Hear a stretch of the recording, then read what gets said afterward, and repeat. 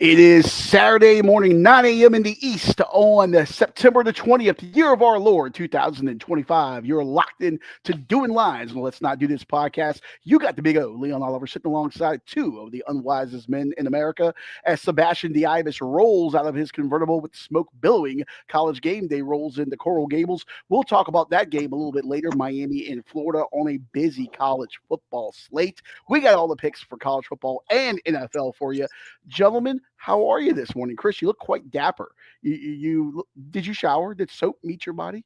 I did shower. You have way too much energy for 9 o'clock in the morning. I don't like it.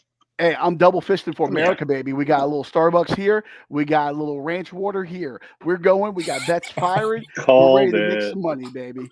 It's time to go. Also, I'm running on like 2 hours of sleep. I was so jacked up for this week of college football. Next week is a big week, but this is a big look ahead week where some people could hit some speed bumps and get trapped up. And I think there's good value across this board to make some cash here.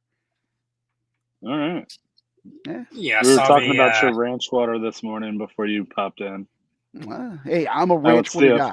It's the official drink of Brokeback Mountain. Fuck you. Did that movie win an Oscar? Chris was wondering where you were. I said he's probably making a drink. And he was like, "No, he's not." I'm like, "Yeah, he probably is." Yeah, gotta have my Fair ranch. enough. Let me tell you something. At the stores in the greater Central Virginia area, notice when they run their Q3 reports and Q2 reports as well, because it started back then, a severe increase in their lime sales. It's all me. It is all me. And I know avocados are tied up with some nefarious groups in Mexico. If those same groups are tied up in the farming of limes as well, then I'm sorry, America. But yeah, I'm just buying limes everywhere right now. All right. We're gonna make some money Yeah, this weekend, so I can buy some more limes. Yeah, I saw DraftKings had before I looked at the slate a few days ago. I saw DraftKings had Oklahoma Auburn as their game in a week. I'm like, oh, this must be a weak slate. And then I went and looked at it, and not a lot of great games, but a lot of good games. So yeah, should be fun. And also, shout out to the statistician for the NFL Thursday night. They stole a lot of money from people on receiving props, particularly me. Did you see? So look, it was 3 plays. Of course, I had Achan. I think a lot of people had money on Achan receiving props because the number was too low. Apparently not. But they had the one play. It was a 6-yard loss, and looking at it live, it was pretty close. So I wasn't too mad about that one. It could have went either way. But they called it a run at first, and they changed it to a pass. So that's a negative 6 yards. A couple plays later, clear pass to Achan for 7 yards. They counted as a pass. They changed that to a run. So that's 7 yards they took away. So that's at least 7, maybe 13 yards they stole from Achan receiving. And then last play of the game, Malik Washington, clear pass, and he would have hit his receiving prop. They counted that as a run. And then also Tua only had 146 passing yards. So there were a lot of parlays that had him at 150 that didn't cash because of that. So yeah, a lot of sketchy, whatever the NFL is doing, or Vegas or whoever it is, something sketchy was going on Thursday. We need a couple sponsored segments. Number one, we need an overall presenting sponsor of this show. This can be up here in the upper right or upper left, brought to you by, whatever you want. Number two, we need someone to actually sponsor the picks. Number three, we need Scotty's butthurt of the week. And we can just put that up there. Maybe Preparation H. One of my favorite things is watching Scotty kvetch about the bets that he lost. It makes me so very happy, Scotty. I love it so much. And we need to get that sponsored. There was one last week that was one of the worst I've ever had. I can't remember what it was now. I'll have to go back and look. I'll remember it by the end of the podcast. Maybe some brand of acetaminophen suppositories. Oh yeah. So you know what, Scotty, that actually fits you perfectly. A little suppository action going on right there, and How do you know what fits me? No. Yeah. For great content like this, make sure to like and subscribe. Kick that little bell right there, and get logged in. Weird thing. What a weird thing to say. Yeah, for great content like this, go ahead and like and subscribe and be a friend and tell a friend. Help us help you win bets and help us grow as we look to do more and more and build this show. And so we actually have an actual fucking studio again. Now I'm not just broadcasting from my living room, which looks more and more like a divorced dad's South Florida condo. But let's get into it this week. Before we do that, let's take a look at those standings. Brought to you by Absolutely No One, another sponsorship opportunity out there for you, ladies and gentlemen. This week, coming into things, I don't have the last week. I did do better in the NFL last week. 4-1 in the NFL. Well, you got the rankings wrong, but that's cool. You're in second now by a half game. Oh yeah, well fuck it. I didn't have time. Look, the graphics department, me, didn't threw this together at the last second. All right, so it almost doesn't count. So I'll take my tie with whatever. But yeah, I am ahead of Chris. Chris, your mascot is the most apt mascot of all time. I love it. And I love it. ladies and gentlemen, that's not a box of McDonald's French fries at home either. Those are Marlboro Reds there, sir. Smoke cigarette. Pull out a cigarette. Yes. Yeah. Thanks. I'm sure the YouTube You were algorithm will love that. Yeah. You were giving Leon shit for drinking. I think smoking might be just as bad early in the morning. Hey, I'm firing off soccer bets right now. If there's a live game going on and you can bet on it, it's time to drink something. So, yeah. What, did you bet that over one? Pretty much. I got some second division stuff going on right now, but I won't bog us down with that. But yeah, Scotty, you're 19-14 right now, leading the way going into picks this week. Chris, you're bringing up the rear at 14-19. I've actually leapfrogged you at 14-18-1. My fighting tacos there, which that should be an alternate identity. I just want to put that out there. University of Texas, Rio Grande Valley, the Vaqueros. That should be an alternate identity for you. I think you are the southernmost team in the contiguous U.S. I want to say that's FCS. Yeah, you should. Yeah, only contiguous. Yeah, you should be the Fighting Tacos. You're very close to Mexico. It would be awesome. Idaho has that Fighting Taters alternate identity. That's a marketing point right there. So anyone at UTRGV, you want me on your side? You want me to help you marketing? Give me a call. info@letsnotdothispodcast.com. Yeah, I think that name would get canceled pretty quick. Honoring the area. It'd be great. Give out tacos. Okay. Unlike those Texas Tech kids that throw tortillas after touchdowns, we don't know if they'll be throwing many tortillas at Rice-Eccles Stadium against that Utah defense today. We'll get into it. And for that, let's head to our betting picks of the week.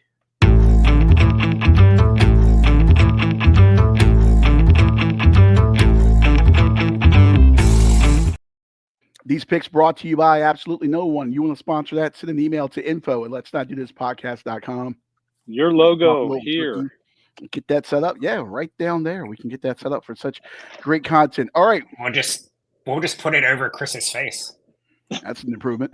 All right. Who wants to go first? Who wants to volunteer their college picks first? Yeah, let's go. First. Mine'll be quick. Yeah. Well, all right, Chris. Let Chris go. Chris can go. All right, Chris. You're up first here. Peacock and NBC 3:30 kickoff. Couldn't get Purdue to fill in that graphic, so sorry, Purdue, you're going to be PU. But your football team does usually stink, so you're PU. Purdue at number 24, Notre Dame. When's the last time you've seen a top 25 team 0-2? But there go the Irish. Notre Dame laying the 24.5, over under 50.5. What say you, sir? Yeah, Notre Dame, not that good. I know Purdue is never good, but 24.5 points for a winless team. I'm taking Purdue plus the 24.5. Give me easy money. Notre Dame sucks. Okay, Purdue plus the 24.5. Scotty, you got a retort on this? Any thoughts on this game? I don't know. I could see it going either way.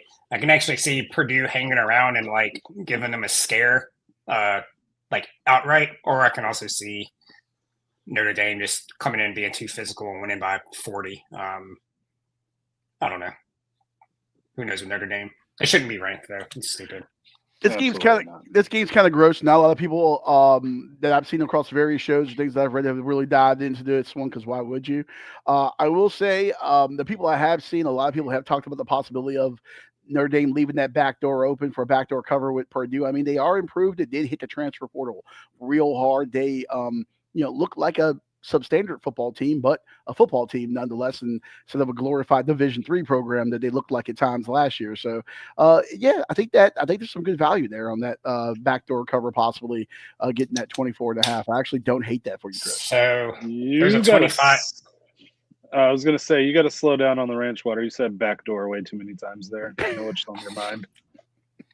FanDuel has it at 25.5, so I'm gonna give you Oh, 25. give me that. There you go, Chris. Yeah, give me 25.5, boiler up. By the way, that guy is, I don't know Purdue's quarterback's name, but he's wearing 15 in this graphic. That should be sacrilege there. How is that number not out of rotation? Drew Brees. I don't know. No. Drew Brees wore 15 at Purdue. How is that not out of rotation? Somebody needs to write I think you have to be over like 5'8" to have your number retired. Maybe Drew Brees didn't win that cricket spitting contest that they have at Purdue. What a weird school. World's largest drum, allegedly, and a cricket spitting contest. You some weird people. Nothing like some Central Indiana Aggies to do some weird shit. All right, let's move on to the next one here. I know where you're going on this one, Chris. I'm pretty sure, but let's see. A little Tobacco Road rivalry getting renewed again. NC State making a short trip to Durham, taking on the Duke Blue Devils. State 3-0, Duke 1-2, 4 o'clock on the Deuce. Duke laying 3.5 points at home. Over under is 57.5. This is one of the teams Dave Dorn has struggled at consistently with NC State. I want to see he's like 1-3 all time against Duke. What say you? Oh, Manny Diaz, Duke head coach, never has lost to NC State in his career as a head coach. Wow, didn't know that. Don't care about any of that. Duke has looked like a junior college team at times this year. Completely inept. Thank God they have the terrible, overrated NC State Wolfpack coming in. Duke big. Give me Duke minus 3.5. So it's -3 at most places. So we'll give you that. Yeah, y'all aren't going to be doing this very much today. Luckily, I'm looking at something on my notes here, but I missed your little thing there. Here's a stat I was looking for. Duke also a 1-2 start. One of the big reasons, last year that defense really carried them through a lot. They are not turning people over right now. Duke has forced 1 turnover through 3 games, and that was a fumble last week by Tulane quarterback Jake Retzlaff, and that was like with about 6. They're about -6 overall in turnovers, which is 129th nationally. They were 25th in the FBS last season, +8 on the turnover margin, coming away with 27 takeaways. So obviously, they got takeaways. The right team coming in for that. Hey, State doesn't turn the ball over a lot. So one thing, I have not looked at this, but if you're trying to play something alternate on this, I haven't looked at the odds yet. I will be researching that later. Look at NC State fourth quarter or even fourth quarter totals. Like in that Virginia game, State, there was no points given up in that fourth quarter by either team. But State defense has shown this ability to bend but don't break, especially in second half of games. You can move the ball on them, but they've, for whatever reason, this year bowed up in the second half defensively. If you're looking at something a little different, maybe a fourth quarter total. Well, you also haven't played anybody, so and Duke is due for some positive regression in the turnover department. They're a lot better than they've looked so far. I agree with Chris on this one. Interesting. I will not be betting this game. If I did, of course, I'm going with the red and white from State. Go ahead and take State plus that 3.5 there to retort to Christopher. All right, moving over to the next one here on your board, College Game Day. I think all 3 of us have this one on our card. Yep. All right, so College Game Day. They're in the what is it? It's not Coral Gables. That's where Miami is. It's Miami Gardens is where the stadium actually is, about a half an hour away. 7:30 kick on ABC tonight. Canes laying 7.5. Over under is 50.5. Canes number 4 team in the lane at 3-0, and Florida 1-2 on the year. And job questions abound about Billy Napier's status there. Chris, I'll start with you. What say you? Yeah, Miami good, Florida bad. Beck looks good.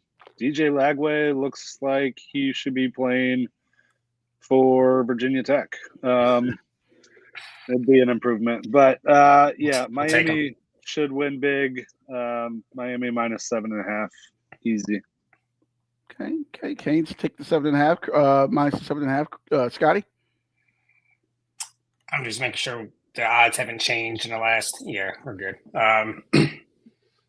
Yeah, so I called Florida being overrated to begin the year. I can't remember if I said it on this podcast. I think I did, but looks like I was correct about that. And last week, I admitted I was probably wrong about saying Miami was also overrated. I picked them to hit that big number against USF last week, and they did. But give me Florida plus the points. I think this is a get up game. We saw last year once Napier started having the coach for his job, they started playing a lot better. I think he's in that spot already now. And then Miami, I just feel like this is the spot where Cristobal starts screwing up. He's still not a good coach, no matter how good that team is. This just feels like a game that they don't. I know it's Florida, but I think Miami is maybe a little too confident. Things have been going a little too well for them so far. Yeah, don't like Cristobal. And then I think Florida, desperate, maybe some revenge on their mind. If you remember last year at Florida had all those recruits come in. Miami just beats them down and celebrating with the recruits that came to visit, like in the stands. Yep. So now Miami's got about just every big time receiving recruit. I think it was like 5 top 10 or 15 receivers are coming for a visit here. So how awesome would that be for Florida to pull the upset and go and celebrate with all those receivers? I'm not saying Florida's going to win. I think they could. I think it's going to be a tight game, closer than people think. Because you look at last week, we saw that 17.5 number. We're like, wow, why is that number so big? So I took that number. Now this one seems like it's a little too small. So somebody knows something. I'm taking the 7.5 points with a possible upset in Miami. Chris, I respect your trepidation for Miami and Mario Cristobal. The Canes are good, and they may be. I don't want to drink the Kool-Aid on them just yet, but from what I've actually seen from a performance standpoint, based on who you've played and how you've beat them, they may be the best team in the country right now. And they're starting to get some of that swagger back, like they've had before. They look confident, like they look like they belong as one of the top teams in the country. It's a mindset that looks like been missing in that program for a while, and it kind of harkens you back to some of the old days. I'm not ready to put them there yet, but it's beginning to snap, crackle, and pop and develop that way there.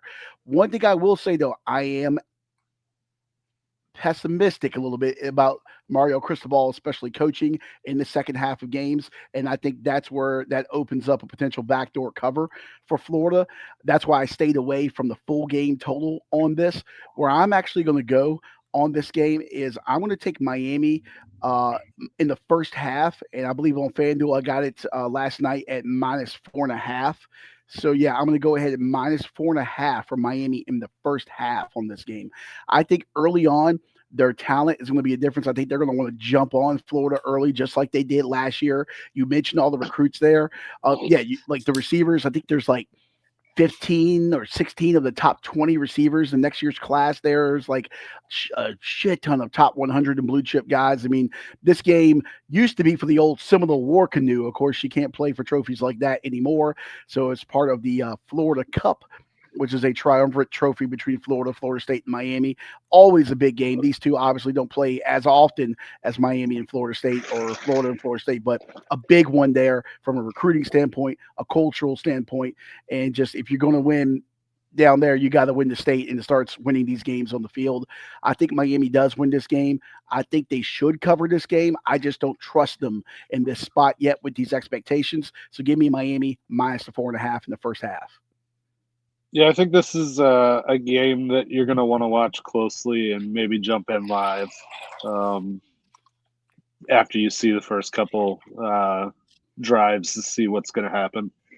I can see it being close, but I'm just confident in the talent and not throwing interceptions the way Lagway does. So Maybe Cristobal would get me my money back from a couple years ago when he didn't down the ball when they could run the clock out. It cost me a parlay. Maybe he'll do that again. Scotty's Butthurt Bets brought to you by Ben Gay. Ben Gay for all your pain needs. It doesn't get worse than that, though. Yeah. A parlay, No, and all that's you a have to bad do is one. down the ball. Yeah. Yeah. No, That's tough. that's a rough one there. So all right. So just to be sure, Scotty, you got the Canes. Excuse me, you got the Gators plus 7.5. I got Miami minus the 4.5. And Chris, where were you at again? First half, yeah. And Chris, Yeah, where were I'm you at on again? Miami minus 7.5. Miami covering there. So, all right, a little bit different sides on this one here. All right, so that puts Chris's college slate in the books. You want to go next, Scotty? Sure, why not?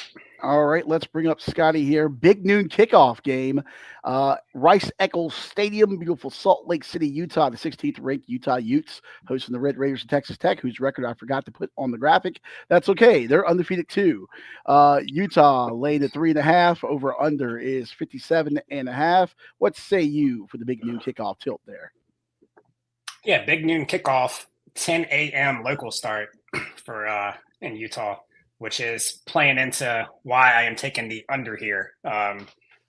Just that super early start might take both teams a while to get going. It's a lot of points for a Utah team that usually has a good defense. We'll see how good it is this week. Texas Tech spent a lot of money on that defense, so they should be pretty improved. Again, we'll find out now that both teams are really playing their first real test of the year. So again, maybe the offense is another reason for them to start out slow. Yeah, I just think it's too many points for a 10 a.m. local start. Two good defenses. Yeah, give me the under 57.5. Okay, let's see if there's any different anywhere else. Scotty, I can Oh, get I you. got it at 58. Yeah, 58. Yeah, I was about to say I can get you under 58.5 on ESPN bet. Yeah. Yeah. Perfect. All right. So under 58.5 there. Yeah, this line looks like it is actually moved from this morning because when I put this graphic in, it was 57.5. So ESPN bet went up one. So, I agree with you on everything there, actually. Utah's defense is great. We saw them, struggle a little bit against Wyoming. Wyoming can play a pretty decent defense, but their offense is just putrid. But Utah always is a hard-hitting team defensively. Texas Tech, we've heard so much in the offseason about the money that they've spent, and the resources, and this and that. Well, it's time to put pen to paper right now. And when you're going at elevation, you're going to Salt Lake City, and I know it's early, but that Utah crowd is steamed up. I saw Fox from their social media and Dave Portnoy from some of his social media posts. I think it was 6 a.m., 4 a.m., something like that, local time out there.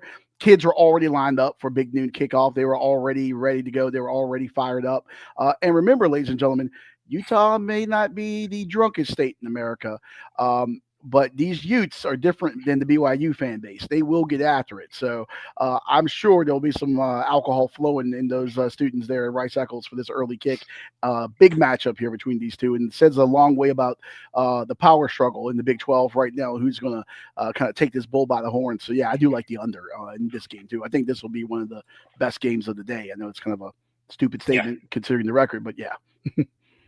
And I did see a sign from a Utah fan, I guess at the big noon kickoff thing they do, asking Dave Portnoy to shake the bid for him. So that was pretty fun. All right. And Dave said he would. So. Nice. Chris, any thoughts on this one? Yeah, so my last two picks that I've chosen were both for unders that were looking like they should be unders, guaranteed unders, if you will, and they both soared over. Fuck this. It's going over. I don't know what's happening anymore. Fucking Iowa scored 38 points last night. What is yeah, happening? I had Rutgers money line, and then all of a sudden at the end they look like they forgot how to play football. What the fuck is happening? Yeah. So yeah, give me the over because up is down and left is right. Who knows? Never be afraid to fade yourself like this. I'm gonna say that's not a terrible strategy, but just the whole 10 a.m. thing and elevation, I don't know. Yeah. All right, moving on here from this one. West Virginia coming off that big win in the backyard brawl, heading to, what is Kansas? I forget Kansas's nickname there. I don't know. The middle of nowhere, America's breadbasket, taking on the 2-1 Jayhawks there. KU laying the 12.5 over under 54.5. That is a 6 p.m. kick. Kind of a weird time for a game to start. 6 p.m. kick there on FS1. What say you, Scotty? Yeah, there's times I don't understand why the NFL too. We need more staggered starts.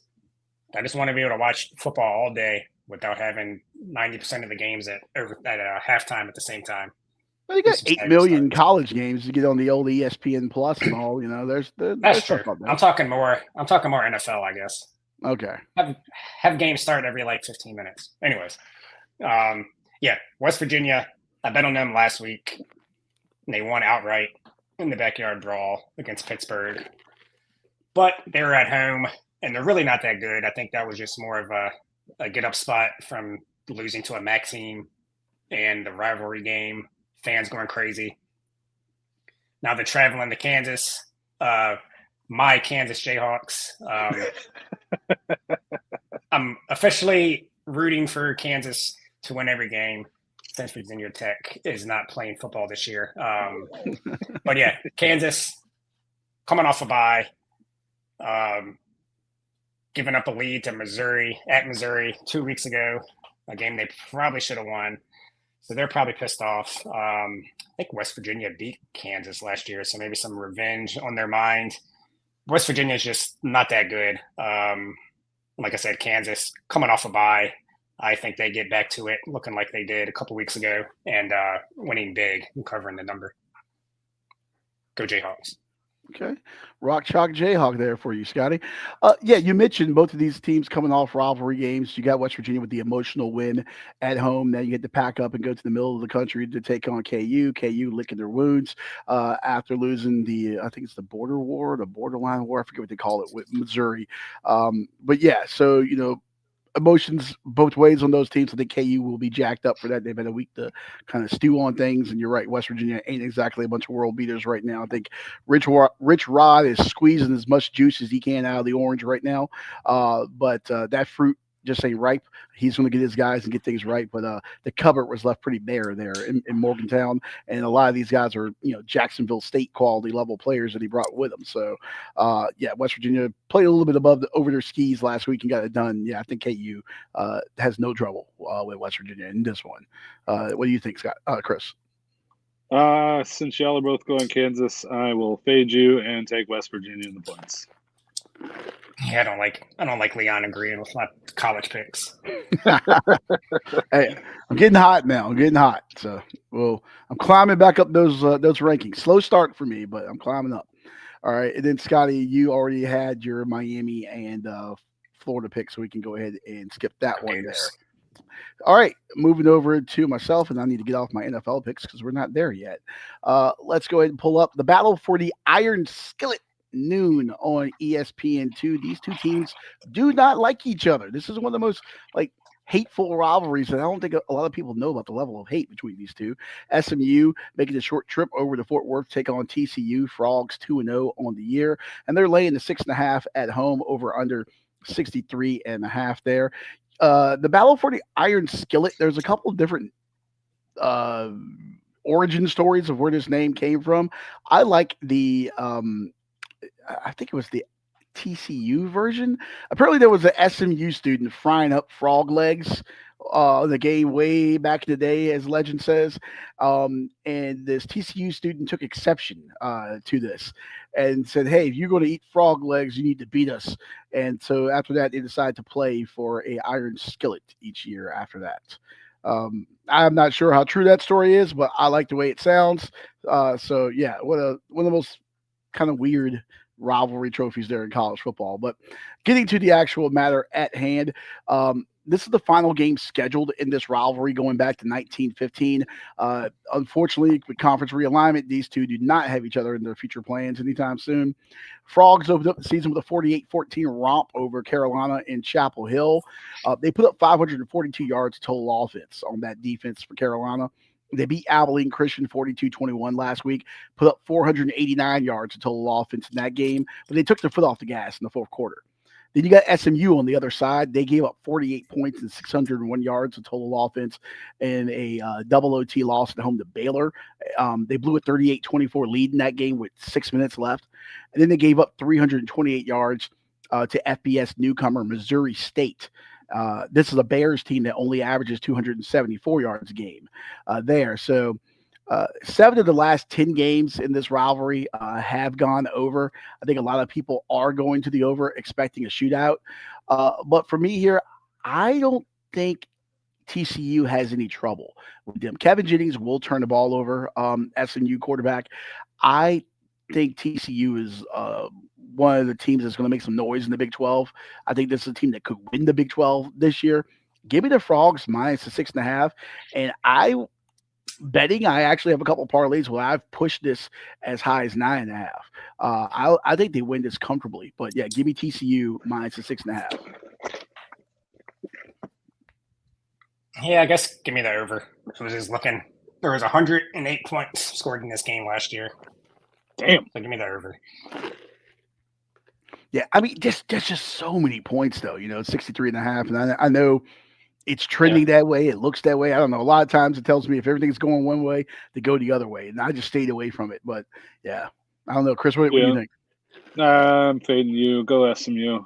ACC all the way, baby.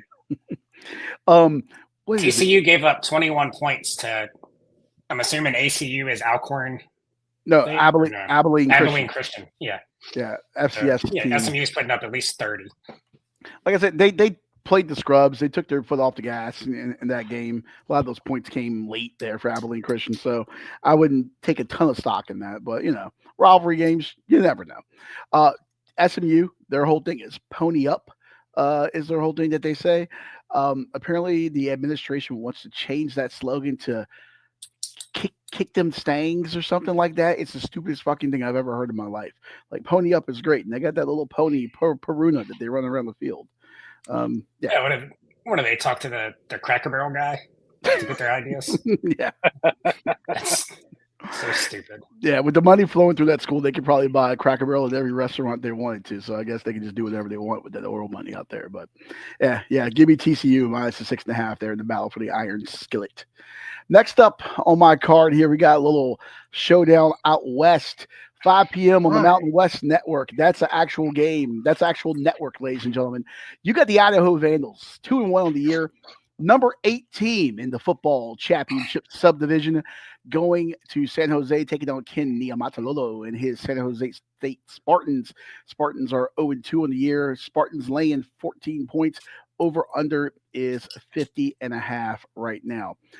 Let me tell you something. Idaho's defense, and I know it was Utah Tech that they were playing, formerly Dixie State, but that defense is strong, okay?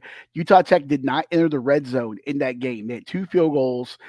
They were long field goals. They intercepted the pass late in that game. They kept the total yardage to like 247, I think it was, against Utah Tech. Idaho's offense, very balanced. They lean on the run. I think they had like 405 yards or so total offense in that game with like 286 on the ground. The focal point for them, the guy that stirs the drink with the straw there, their quarterback, Joshua Wood. This guy through 3 games has got 433 passing yards, 4 TDs, and only 1 pick. Plus, he's added another 273 on the ground and at 2 yards and 2 rushing TDs. They will be without Cummings, their running back, but they are going to get Michael Graves back, or at least expected to, one of their better wide receivers. This is their first true road game of the season. They lost in week 1 at Washington State in the Battle of the Palouse. Those schools are separated by less than 10 miles. I'm not really going to call that a road game when they're making that short trip over to Martin Stadium there in Pullman, Washington. So there ain't going to be any crowd here. It's nothing to deal with. No one cares about San Jose State football. No one's ever cared about San Jose State football, so we don't have to worry about that. San Jose State turns the ball over a lot. Their quarterback, Walker Egat, he's got more interceptions than touchdowns so far this season. San Jose State turned it over 4 times against Texas in their last game, albeit it is Texas, and their defense is playing very good right now. It does concern me with Cummings being out, but give me Idaho. Give me the points here. I like the Vandals to make things interesting for the Spartans there. All right, this has moved to 14.5 just about everywhere. So perfect. Give me the 14.5. Half a point. But, go fighting taters. Give me San Jose State. Even though nobody's going to be able to watch this game because it's on the Mountain West Network and Stream East is over. So, do you get that channel, Leon? I get that channel through Amazon Prime. I discovered that in week week 1 when Utah was playing. Remember the game that got moved up for the Canelo fight? Not Utah, when UNLV was playing. The game that got moved up for the Canelo fight. Yeah, I can watch it, but I'm not going to. Mountain West Network, baby. San Jose State's going to crush them. They're coming off a bye. Thomas Ford Jr. 2-1, leading the Vandals in his first year. I think they built a good culture there. It's just dropping down to the FCS. Chris, I know you hate the FCS. Do you expect the fighting taters there to get crushed? Dude, I have no fucking idea. I don't care. This is a gross game. I didn't even know that either one of these places had a college. They don't deserve it. Just go pick some fucking potatoes. San Jose, just go watch the Sharks. Well, you talk about bad teams, but okay. All right, and then I, of course, had Miami and Florida on my card earlier as well. And I went with Miami minus the 4.5 in the first half. So that does it for my college card here. That does it for our college picks. Let's move things over to the National Football League. Since I already have my card up here, I'll just go ahead and start things off here. We got the Commanders hosting the Raiders, both teams at 1-1. Marcus Mariota getting the start for your Washington Commanders against his former team, the Raiders. Washington laying 2.5 points. Of course, that line moved after it was announced Jaden Daniels was going to be out, and the over-under is 43.5 points here. The big thing that I want to see for for Las Vegas is Ashton Jeanty. Obviously, his stats have been a little bit disappointing through the first couple of weeks of the season here. For the most part, a lot of the rookie running backs, I think Amarian Hampton might be the exception, but for the most part, with Travion Henderson and Jeanty, we just haven't seen these guys, I think, perform up to the level that we expected yet. I mean, I'm not going to, toss these guys in the casket after 2 games of their NFL career. But I know Ashton Jeanty actually, hey, he wants to be the more focal point of the offense. He wants the ball more. I think Pete Carroll kind of said in his press conferences this week, they want to give him the ball more. So I think with a backup quarterback coming in, even though Washington Mariota has been around for a couple of years in that system there, he knows, what's going on. They trusted him. He's a veteran guy. I think we're going to see both teams run the ball a bit more, and I think Vegas especially doesn't want to get in a shootout with them. I think they want to ground and pound it a little bit. I'm going under, actually, in this game. I feel like this game is going to be gross. I feel like the Raiders could win this game like 17-9 or something like that. Give me the under 43.5 in this one. Yeah, I don't know what you're talking about on this. The Raiders are going to win 17-9. Yeah, Mariota balled out last year. The games that Mariota played last year, he balled out. And I think we need that veteran. It might be a good thing that he's coming in to start a game just to calm everything down. I think I'm not going to bet on it because that would be an auto jinx. But I think my Commanders come in here. Mariota plays well. We have the better rookie rushing performance from Bill Krosky-Merritt of the game. Defense plays good enough. Yeah, I think we win by a touchdown. I think it goes over. Okay. Christopher? The Raiders are abysmal. I watched first few series of that game on, what was it, Monday? They suck. We haven't looked like we're supposed to look yet. This might be the get right game. Hopefully. Okay. All right. Well, like I said, give me the under here on this one officially on my card. Next up for me, we got Cowboys Bears. Does someone else have this too? No. Not officially. No. Okay. I thought someone did. Okay. Not yet. My bad. All right. So Cowboys Bears, Sunday, 4:25 on Fox there. Both Dallas 1-1. The Bears 1-2. I think I got that graphic wrong. Yeah, it's week 3. They're not. Yeah, it's week 3. Yeah. Shit. Yeah. I copy pasted from college and I forgot to, fuck it. Both teams. Maybe their loss counted as 2 losses. Yeah, are they that bad? Should have. Yeah, pardon my graphics. I'll fire the graphics intern there. Dallas laying 1.5 over under 49.5 in this game. Damn. Real quick. Yeah. The under you picked, you can get it at 44 on Bet Rivers. Ooh, We'll give me you an that. extra half a point. Give me that. Since Thank love you, sir. pushes. I want to push you around. Well, I will. What is that? Max Box 20? Yep. Don't say that Don't anymore. do that though. Yeah, don't do that. Yeah. But all right. Look, Dallas.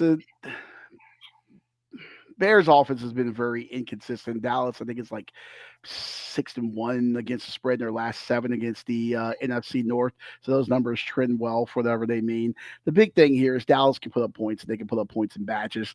This is one of those games where Dak is going to go out and he's going to throw for 325 yards. He's going to throw for 3 TDs. And it's going to be like, oh, is everything right in Dallas? Are they back on track? They'll finally fully integrate George Pickens into this offense. I love how they get the tight ends involved there with Ferguson. And, every now and then you can steal a touchdown in the red zone with Schoonmaker if you're looking for a play there on a touchdown prop. I think this is going to be a big game for Dallas's offense. Give me Dallas and the point and a half of laying that down. I think they win this easily and convincingly. I don't believe anything that's going on right now in Chicago. I think Ben Johnson's beginning to see like he bit off a pretty big change there, pretty big dumpster fire. And he's got to try to turn around. And I just think Caleb Williams is kind of showing he ain't that guy. I think we're starting to see the early. It's not too late to. It's too early to throw him out yet. But I think we're starting to see the early of. Is he the guy? It's starting to question that. Yeah, it's moved to 1 at most places. So okay, we'll give you that extra half a point. But no, Dallas gave up how many yards, how many points to the Giants, to Russell Wilson, who we held to 6 points in week 1. Yeah, it might be a lot of points, but it's not going to be an easy game. I'm going to talk about this more in a minute. So okay, Chris, you got any thoughts on this one? Yeah, I think that the Bears' offense is coming along. I don't trust Dallas's defense. Yeah. So give me the over. All right. Over here. All right. And then last up on my card here, Sunday Night Football, 8:20 on NBC. Both teams searching for a win, 0-2. Who would have thunk it when the season started that the Kansas City Chiefs, the fighting Taylor Swifts, would be 0-2 to start their season? Kansas City laying the 6.5 there in the Meadowlands. Over under is 45.5. This game confuses me a lot. Obviously, Kansas City's had their issues. That offense just isn't what it was years ago. Injuries and suspensions and this and that. They're just not as explosive as they previously were. The Giants. You mentioned the game against Dallas, and can Russ cook another week? Can he put up those kind of numbers again? Their defense. I thought they would be a little bit better through this point in the season. The big thing with Kansas City stopping them always is you have to get to Patrick Mahomes, but they release the ball so quick. The Giants have a good front seven, but they're not going to get to him. I mean, they get the ball out really quick, and if you can't get to him, he is elusive. Here's the thing: the Chiefs have hit the under in 7 of the last 9 road night games. And their defense is very good. I don't trust the Giants to score enough to push this to an over. And also, I don't trust Kansas City to score enough to push this to an over. I think the Kansas City's going to want to run the ball, maybe ground and pound it a little bit. If they do get up, they just don't have that same killer instinct that they had in past years to step on your throat. I like the under in this one. Give me under 45.5. Yeah, I agree with you. I like the Giants to cover too. The Chiefs just don't cover as big favorites. They win close games, whether they're favorite or underdogs. But yeah, they're not explosive at all on offense, and but that defense is pretty good. So I can see it being a struggle for both teams. I like the under. Okay. We know Chris likes being under, but any thoughts here? Yeah, I was until both of y'all agreed, I was on that as well. So I'm going to take the over just to fade you guys because it doesn't make sense for all of us to agree. Contrarian Never works Chris. out well. Contrarian Chris, brought to you by the Virginia Department of Transportation. Always make sure to stop at a red light. See, that could be a sponsorship. Don't Right? text and drive. Yeah, don't text and drive. Buckle All up right. for safety. Well, officially on my card, I'm going with the under there, 45.5. Is there a different number out there anywhere, Scotty? I can't remember if you said it. No, that's the best number. Okay, It's either perfect. that or 45s. Perfect. All right. So then, Scotty, you want to go next then? Sure, why not? All righty. So, National Football League for you, sir. Backup quarterback battle. We got Carson Wentz taking on Jake Browning, 1 o'clock on CBS, America's most watched network. We got this game won't be the most watched between the Bengals and the Vikings. Minnesota laying the 2.5 at home over under 41.5. I just want to say we're collectively getting robbed with this game because we get Justin Jefferson versus Jamar Chase. This should be an elite receiver battle. These guys and their rivalry, those LSU roots and seeing that should be amazing. Two of the best in the game on display, but we got backup quarterbacks tossing the ball to them. It's just a letdown. It's like opening your present Christmas morning, and it's like, oh wow, I got a PlayStation, and then your parents got you like, I don't know, Tetris with it, and not like Madden or something. You're right there, Chris. Yeah, I'm trying to see if I picked this game as well, but I can't find it because all of your stupid fucking 37 leg parlays. Oh no, you actually did pick this game. Okay. I'm looking at it on your graphics. So, yeah, you actually did pick this game too. So yeah, Scotty, you go first, and then Chris, you can go ahead and tail. I don't get all the hate. I'm actually looking forward to this game. And I'm kind of backing your sentiments from your 49ers Saints pick last week, where everybody just expects the backup quarterbacks. I know Rattler's a starter, but he's a backup. Let's be real. So they expect it to be a low-scoring game, but in this one, you have two better offenses, two better quarterbacks playing in that game last week with the 49ers and Saints. But, yeah, I think O'Connell is going to have a game plan where Wentz doesn't have to actually think that much because he's pretty stupid when he has to make decisions. So he's going to have a game plan in for him, at least for 1 week, where he can just kind of make a read or two and go. And then Jake Browning, I know I'm not going to say he's better than Burr. That's a ridiculous thing to say. Nobody that says that is actually being serious. But I do think he gets rid of the ball faster with that terrible O-line. And I think Jake Browning's, he's either going to put up points or he's going to put the Vikings in positions for short fields to get points. So I like the over pretty easily. I think his number is way too low. You mentioned the receiving crews. They got guys, and these guys can throw the ball. It's just who are they going to throw it to, the offense or the defense? So I think there's going to be points, and I think it's going to be more exciting than Leon thinks, to say the least. But, yeah, give me the over pretty easily. Scotty going with the over there, 41.5. Is that number different anywhere else? You seen a better number? No, it's pretty. There's some 42s out there. So okay. 41.5, 42.5. Okay, so 41.5 then for you. All right, Chris, what are your thoughts here? Yeah, I'm on the same wavelength as Scotty on this one.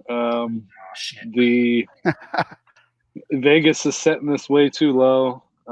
Two high-powered offenses that mediocre quarterbacks should be able to score with. 41.5 is a very, very low number. I think this goes over pretty easily. One thing I am looking at on this game, I haven't put anything in on it yet, but some props for Jordan Mason would be interesting. Getting a chance to show what he can do with Aaron Jones being out. Minnesota does like to utilize their running back, especially in the passing game too. So could be some interesting props there on Jordan Mason in this game. Yeah, my dynasty team is stacked once again. Jordan Mason and Javonte Williams come back from the dead. There we go. All right, moving over to number 2 on Scotty's card here. We got the Rams in Philadelphia taking on the Eagles, both teams at 2-0. Do you see something odd about this graphic? No. I can tell you the Eagles are at home and Jalen Hurts is wearing white in this picture. That's because the Eagles are wearing white tomorrow. First time at home since 2015. the Eagles are wearing white. Kind of an odd choice, but okay, that's the way it used to be. Especially after Labor Day. Hit the boo button. Oh, you don't have it on. No, there it is. Yeah. Oh man, that's actually good though. But yeah, Eagles wearing white at the home there. They're laying 3.5 to the Rams. Over under is 44.5, 1:00 on Fox. What say you, sir? I'm going with the Rams with the 3.5 points. I think they're going to win this game outright. Eagles haven't really looked sharp yet. They almost let Dallas beat them week 1. And then last week, they really should have lost last week. If Travis Kelce didn't continue his ways of just dismantling his team, week 1, he hurts their best player. Last week, he literally gives a touchdown, or it should have been a touchdown, but he just gives the ball to the Eagles. So that I can't remember if they went down and scored after that, but you could say that might be a 10, 14-point swing right there. They get the Chiefs get that touchdown to go and win the game, and then also if the refs ever decided to call any of the 27 false starts that the Eagles get on their tush pushes, that would have took away a touchdown too. And they're supposed to be calling that tight. I think that just means calling it accurately when the guys are jumping off the ball a full second before the ball snaps. So maybe they'll start calling that. I just think the Rams, Devontae Adams and Puka are looking pretty good together so far. Just like that. I think the Rams offense has been better than the Eagles so far, and they also have a really good defense. Nobody's really talking about them. And the Eagles just haven't looked. They're kind of like the Chiefs last year, where they're winning games, but they're just kind of not all there. So I don't know. 3.5 points. I think if the Eagles win, it will be by a field goal. I'll take the hook. Scotty, I actually did bet this as well. I was influenced by Barstool's Jersey Jerry.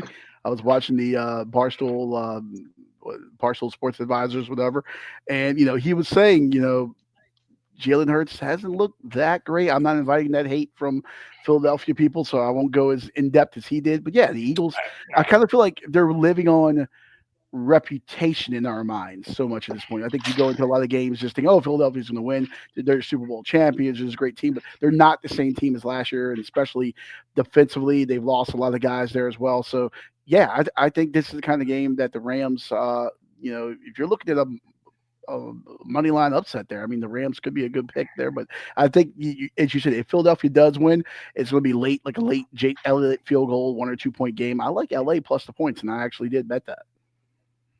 Yeah, if they take away if they call the false starts, I think that's a bigger deal than what people think. That's a free yard or two they get every time they run it. Now, if they're actually having to play by the rules, that it's not going to be as easy. So it might even get in their head a little bit. But it just feels like the Rams kind of being overlooked. I think they win. I almost made them my underdog, but wouldn't I hated that? What I pick for that? Wouldn't I hated that? Chris, your thoughts here? Yeah, I feel like everybody that I'm hearing is picking the Rams for an upset. So I would go with Philadelphia in this spot. They seem too popular. Okay, going the other way never hurts to be the contrarian for Christopher there. So all right, but Scotty officially taking the Rams plus 3.5. That number pretty consistent across the board, right? Yes. Okay, 3.5 there. So, final one on your dance card, sir. We got the Ew. Wow. Yeah, gross. 0-2 Houston Texans going to Jacksonville, taking on the Jags, 1-1 there. I believe Christian Kirk should be back in the lineup, I believe, for the Texans going against his former team. 1:00 on CBS, America's most watched network. Jacksonville laying the 1.5 there. Over under is 43.5 there at I forget the name of the stadium. It'll always be Alltel Stadium to me. But what say you, sir? That's all right. Their fans don't really care about the team anyways. So Everbank. Matter. Everbank. That's what it is. Everbank. Yeah. Yeah. Ever Quiet is what it's called. That offense. Jacksonville offense has surprised a little bit, even considering that Brian Thomas really hasn't been playing well. And the Texans continue to disappoint. But Texans have played two really good teams, almost won both games. Should have won last week if they could get their goal line play calling, get some common sense there, stop throwing to the corner of the end zone where percentage plays when you're at the 1 yard line. I think they'll figure that out. I still think they're the better team. I mentioned there's not much of a home field in Jacksonville. Jacksonville let Jake Browning come back and beat them last week, and they beat a terrible Carolina team week 1. And I just think, Houston's the better team. They finally get it going. The wrong team is favored here, and I think Jacksonville starts looking like Jacksonville starting this week, and Houston gets a much-needed win. I almost made my underdog pick. I don't have a lot of thoughts on this game. I kind of feel like we think it's so gross that it'll probably produce points. I'm kind of using Chris thinking here. I actually did bet this in a parlay. I got it at over 43 on Bet365. So if I had to play a single on this, it would be the over 43 on Bet365. I just think I believe in Jacksonville's offense. I would still believe in Trevor Lawrence. You got Christian Kirk coming back.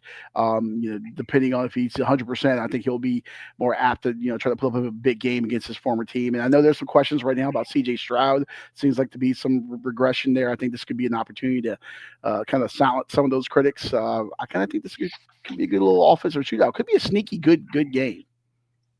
Yeah, I like Houston's defense better than Jacksonville's offense, but I don't hate that over though. Yeah. Chris, any thoughts here? Yeah, both these teams suck. It's going to be like 17-13. Give me the under. I just knew that was coming. But Houston has the 17. Maybe. Who cares? He doesn't even care. All AFC South should be relegated to the CFL.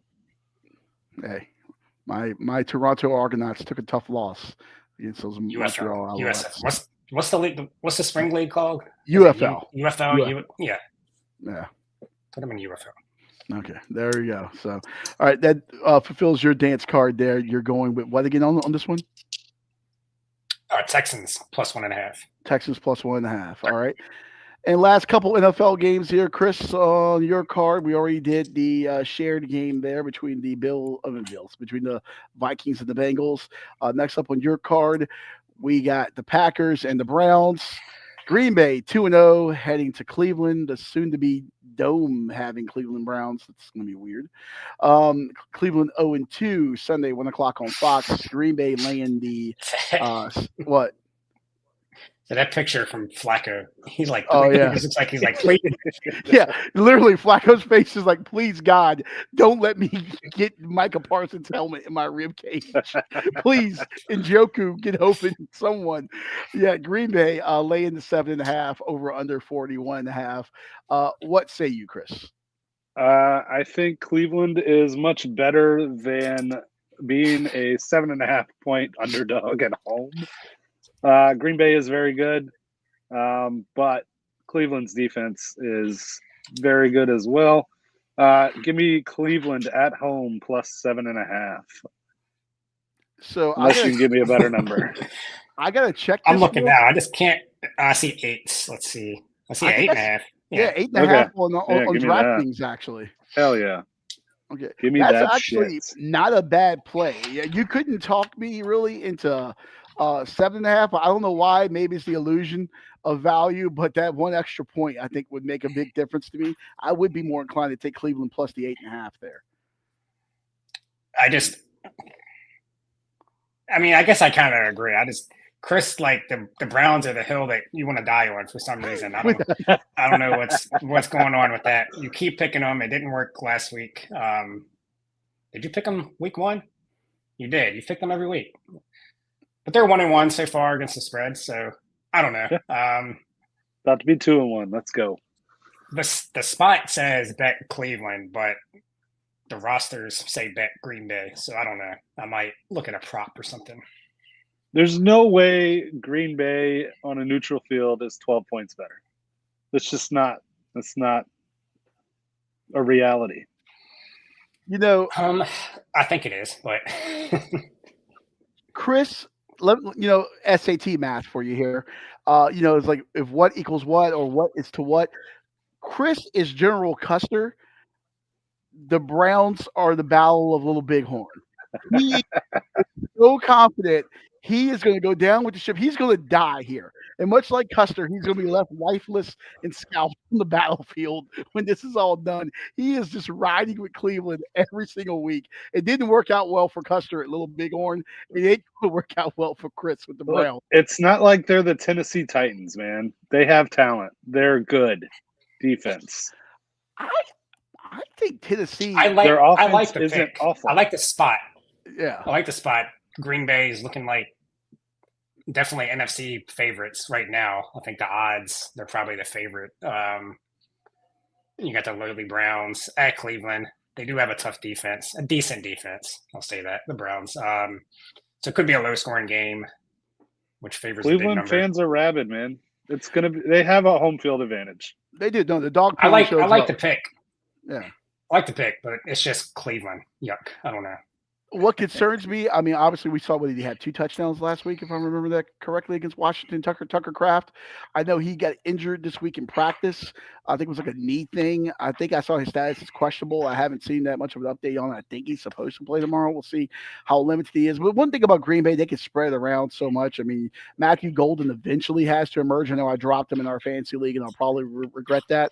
That was stupid. Yeah, Matthew Golden has to emerge at some point. I mean, you got Dobbs, and I know Reed's hurt. You got Dontavian Wicks, and it just seems like was it Musgrave, the other tight end? It just seems like they got a cadre of guys they can just roll through and spread the ball around. And Josh Jacobs, is going to get his touches. So, but I don't know. Green Bay receivers are made of paper mache, so at least one of them is going to get injured this week. Cleveland is the play. I'm telling everybody, all 2.5 people watching. We probably have a midget somewhere watching. A midget from Uzbekistan. That's the cancel police coming for you. Term is Cleveland. No, but I was plus 8.5. Okay. I don't disagree with you. It's just Cleveland. Yeah. But yeah, I was looking at the numbers, and I think we lost our Uzbekistan crowd. I don't know what happened. No. Well, did Russia turn the internet off on them? Could have been a stray Jerome there. That I timed that perfectly, by the way. I knew you were going there. Yeah. I knew you were going there. All right. Let's not do this. Yeah. Next up on your card, we got the Chargers and the Broncos. The Los Angeles Superchargers 2-0, taking down the Broncos 1-1. 4:05 p.m. on CBS, America's most watched network. And LA. I think Bo Nix needs a bigger chin strap. Yeah, a little bit. It looks like a diaper almost. LA laying the 2.5 there, over under 45.5. Before you get into your pick, I do want to share one stat that I have for you. This from the lovely and talented Hannah Montoya on the Barstool Sports Advisor show. Since 2002, teams playing in consecutive night games within the first 6 weeks of the regular season are just 21-29 against the spread in their next game, including 1-7 against the spread since 2023. Yeah. What? Go back to that. So the Chargers have played back-to-back night games, and so they're the team that is in this situation. Yeah, yeah, they did that week 1 and 2. Yeah, this is the game. That's what she's saying. They opened with 2 consecutive night games. Now they're playing another game. So since 2002, teams to play consecutive night games within the first 6 weeks are 21-29 against the spread in their next game. This is the next game, including 1-7 against the spread in 2023. Cool story, bro. I know you're like 7 credits shy of that high school diploma. We're really trying to get you there. Maybe GED is for you. We're trying. That's good. That's from Hannah there on the Barstool Sports Advisor. So It's a terrible hat. She should not wear that. Oh, that's what Tommy Smokes' his usual outfit that he does. He does like the old 1920s newspaper reported bit. I don't know what the fuck a Tommy Smokes is. So while she's pitch hitting for him, so she's stealing his bit. But anywho, Okay. Chargers Broncos there. What say you in this AFC West showdown? Yeah, whatever the fuck that stat was, don't care. Chargers are good. They're gonna start building a fan base in LA. This is the week that starts. Denver, not good. Bo Nix kind of sucks. He is regressing. Sean Payton, overrated as fuck. And the Chargers are very good. Easy win. Give me the Chargers minus 2.5. LA Superchargers minus a 2.5 for Christopher. Let's see. Can I get you a different number anywhere else on this? I think it's probably pretty consistent. No, it's moved to 3 at some places. Okay. So when I put this, best you're gonna get. Yeah, when I put this in, yeah, ESPN bet has it at 2.5 still. So, yep, there you go, Chris. So get you to 2.5. Scotty, any thoughts on this one? Feels like a Denver spot. The 2 big night games. Now they're at home against Denver. At least we get one good 4:00 game. I was talking about that with Chris before the podcast. Why does the NFL do so many 1:00 games? And then this week, all the good games are at 1, except for this one. Like even the this isn't going to be a good game. It's going to be a blowout. I don't think it's going to be a blowout. Isn't Dallas in the 4:00 window this week? Yeah, but they're playing the Bears. Yeah, but that's what I'm saying. I think I don't know. Maybe I'm thinking with close game. Maybe I'm thinking with old world thinking, but in terms of ratings, they know. Hey, you put Dallas. 90s, bro. You put Dallas. But you put stop Pittsburgh. putting 1,000 games at 1:00 and 3 at 4. But if you put one of those league, even though performance doesn't add up, you put one of those marquee teams in the national window, people are going to watch. You load up the early window, you have a anchor team in that later window, and that takes you right into Sunday Night Football. They just want you to watch the quad box on YouTube TV with Sunday Ticket. It's all for money. They don't care about us. More games at 4:00. Yeah, I want to have all 4 screens on my multi-view at 4:00. Not 2 or 3 games. Scotty, did you have a pick on this? Did I miss it? Did you have a thought? I would probably bet Denver. I don't have a. I might look at a prop or maybe the over. I don't know. I'll have to do some more research on it. On the, you mentioned Chargers are 2-0 versus spread this year. Broncos 0-2 against the spread. One thing, maybe looking at from prop standpoint is interceptions with the quarterbacks. Justin Herbert maybe under there. Maybe look at rushing yards for Dobbins. I would probably stay away from this game from just a spread or a total standpoint. I don't know. I feel like these two teams are pretty evenly matched. I know I picked Denver to win the division. It wouldn't surprise me if LA holds ground. I think these teams will probably split their season series. They'll probably each hold ground at home. It wouldn't surprise me to see the Chargers win, but yeah, I think this will be one of the better games of the weekend here. All right. Well, the Chargers are the better team, but all of a sudden they're a passing team, completely flipped. And the Broncos have a good pass rush. They have maybe the best corner in the league in Surtain. So yeah, I don't know. We'll see. All right, we'll see. And then before we get out of here, of course, we have to do our underdog parlay this week. We're using FanDuel Sportsbook for that one. And we got Buster, Scotty's beloved family pup here. What kind of dog is Buster? He's a pit mixed with something. I don't know. He's an all-American dog is what he is. Yeah. I think that's what they say in the breeding things, the dog shows when they're like a mixture of things. He's a good boy. He did once piss on my leg, but we've since made up. Me too. Yeah. Except you paid him for that. Chris. You pissed on Leon's leg? Yeah. But all right. Let's take a look at here. We got a feed Buster. Our buddy Action, we hit our pick last week. Action's been fed. Look at Buster. He wants he wants some ribs. We got to buy him something, some steaks or something. So let's see what we can do here with our underdog parlay using the FanDuel Sportsbook this week. Go for 2 in a row. Let's dive in. Illinois at Indiana, Illini plus 198. Who has this one? That is me.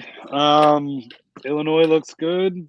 It's the only plausible thing that I could find with decent odds that wasn't going to flip before the kickoff. So I'm going with them. I like Indiana, but Illinois, they look different this year. So we'll see what happens. I love that pick, actually. I think that's going to be a great game. Brett Bielema has these guys looking different right now. And listen, I know Duke, a little lesser, has gone off that win after they lost to Tulane, but Tulane's a really good team. And I think they're going to give Ole Miss hell this week. But the way that they went into Durham, I know late Duke got back into that game, but some of that was turnovers and short field stuff. They handled their business in Durham. There were a lot of orange in that stadium. I think you're going to see a lot of Illinois fans make that trip. It ain't that far away from Champaign or Urbana-Champaign to Bloomington, Indiana. There, I think it's going to be a lot of Illini fans there, and I think that will be a good game. I don't hate that, Chris. Great basketball game too, by the way. Illinois and Indiana. All right, 20 years ago. Moving over to my card.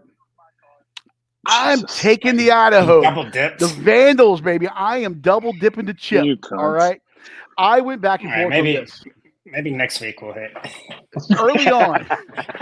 Because to be fair, I like Indiana too. So yeah. Early on, I had Nebraska as my pick here, and I noticed that was moving. I think last time I looked, that's like a pick 'em. I think some places Nebraska's a favorite now. Money's coming in on that. The money has fluctuated on this game wildly in the last 24 hours. I put this in yesterday afternoon. I got Idaho on FanDuel at plus 500. Last night, when I made the first version of this graphic before I went to bed, it got bet down to Idaho plus 380. This morning, right before the show, when I updated it one last time, it was at plus 430 for the Vandals there. So, listen, I love this Idaho team. Going to San Jose is not going to phase them one bit. I think they're FCS. The only difference, in my opinion, is scholarships. I think at this point in the career, I'm not a big believer in Kid Niumatalolo. At this point in his career, I think, just him and Navy in that time period was a big thing that he had going well for a long time, but you saw Navy forced him out because things were going downhill there. I think he's maybe lost his fastball. It hasn't quite taken off for him there. Idaho, what Jason Eck built there, and now I know that he's off to New Mexico and doing great things there in year one. They built a culture there, and I think they're set for a long time right now. If they can keep things going at the FCS levels, one of the better teams, right up there with Montana and Montana State, and both the Dakota States, South Dakota State and North Dakota State. Number 8 team in the country in the FCS. They almost got the win at Washington State. Washington State is a better team than San Jose State. The Cougs had a late field goal. I think his time expired to win that game. There's going to be no crowd. They're not intimidated going there. It's their first true road game. I think they're going to show what their balanced attack can do, led by their quarterback. Give me Idaho. Go Fighting Taters, getting that win. And by the way, I think they're looking for their third straight win over FBS program in 3 years. They've done this before. They've been in this spot before. They've gone on the road and knocked off a quote-unquote superior team. So, yeah, they're not worried about San Jose State. Give me the Fighting Taters, baby. All right. Well, next up here, the Chicago Bears plus 106. Who's got that? Bears. That would be me. Scotty. That's right. I'm mainly doing this just because I don't know if the Cowboys will be favored ever again this year. So give me the Bears at home. Dallas almost lost to the Giants. Probably should have lost to the lowly Giants last week. That defense is terrible. If they can make Russell Wilson, I almost called him Russell Westbrook. If they can make the Giants offense look that good, then I think the Bears can look decent. And the Bears have a better defense at home. Desperate. Ben Johnson's super pissed off from getting destroyed by his former team last week. Tried to storm off the field without shaking any hands. So I'm sure he's been in the lab trying to cook some stuff up. Yeah.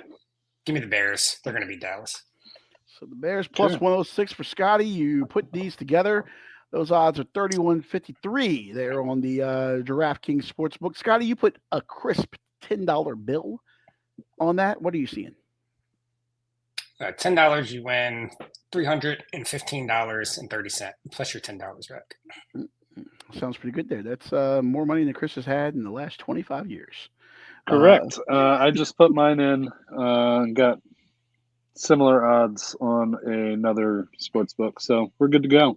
Okay. We just got to hit one more of these, and we make a profit for the year. We got to feed Buster. That's all we got to do. We got to feed Buster. Yeah. So, all right. Make sure to join us back here on Wednesday evening, 7:30. Excuse me. For the Let's Not Do This podcast, we'll react to NFL Week 3. Get you ready for midweek college football action, or late week, whatever you want to say, college football action, and also talk about weird news and all that stuff. Also, on Thursdays at 7:00, we have too many shows. We have Getting Loose with Leon, my NASCAR F1 podcast there. If you missed that this week, we got NASCAR coming up tomorrow, the Mobile One 301 at New Hampshire. Real quick, I'll just give you a couple plays that I had on that. You got to listen to the show for the rest of those, but I'm expecting heavy JGR. My main pick next tomorrow, Christopher Bell. You can get him at plus 350. When I put that in on Thursday on Bet Rivers, that may have changed now if you want to try to get in before qualifying on that. And my long shot this week, Big Bad Brad Keselowski. He has been really fast this year. You can give it plus 3,000. That was back on Thursday on BetMGM, sporting the Red Sox paint scheme there at New Hampshire. And that number 6, of course, Brad has. Also, what famous Red Sox had number 6? I hate the Red Sox. Don't care. I don't know. Johnny Pesky, Pesky's Pole fame there, and Johnny Pesky. Pesky's Pole in Boston there.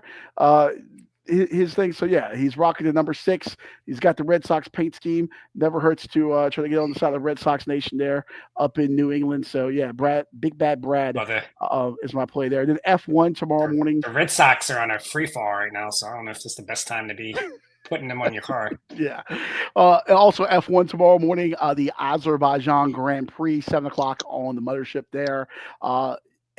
I got Isaac Hajar to get a points finish there for the Racing Bulls, minus 105. I got that earlier in the week on DraftKings. And then, of course, each week, is it going to be Lando? Is it going to be Oscar? I'm riding with Lando, plus 200 on BetMGM. So I got that earlier in the week as well. So, I talk a little F1 and NASCAR on Thursdays. We talk a little football and everything else on Wednesdays. So tune into these channels, and we got you covered. All right, boys. Well, I think this was a pretty good show. Any final thoughts as we get out of here? No.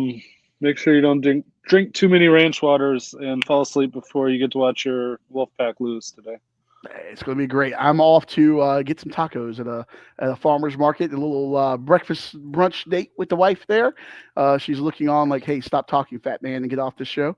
We'll get some more ranch waters and do that. Also, one last thing here. We didn't talk about it, but I am taking Nebraska against Michigan in the Bussin' Bowl.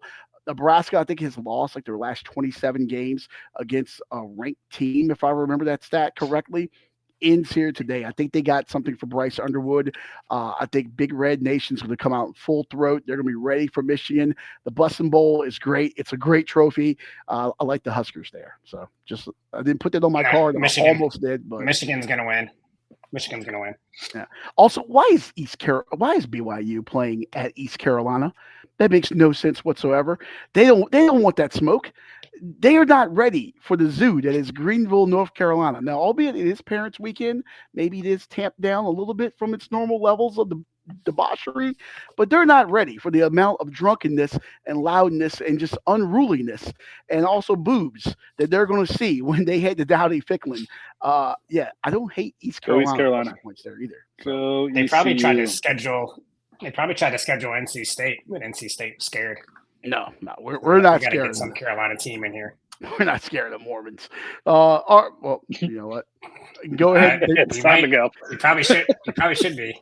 All right, let's just get out of here. Let's not do this. Yeah, we'll see you Wednesday.